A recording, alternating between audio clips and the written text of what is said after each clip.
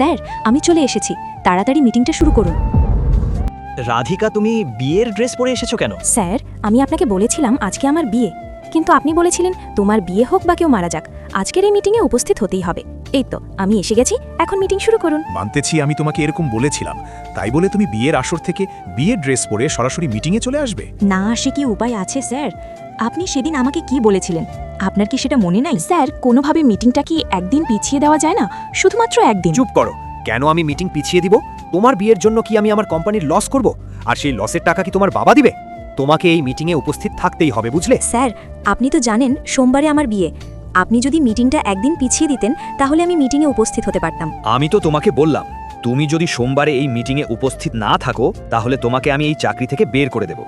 তোমার বিয়ের কারণে আমি আমার কোম্পানিকে লস করতে দেব না। ঠিক আছে স্যার, আমি মিটিংয়ে উপস্থিত হব। এই কারণেই রাধিকা আজকে বউ সেজে মিটিংয়ে উপস্থিত হয়েছে।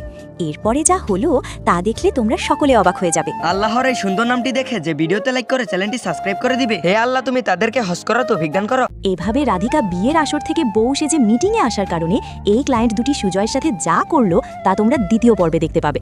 এর জন্য চ্যানেলটি সাবস্ক্রাইব করে কমেন্টে পার্ট 2 লেখো।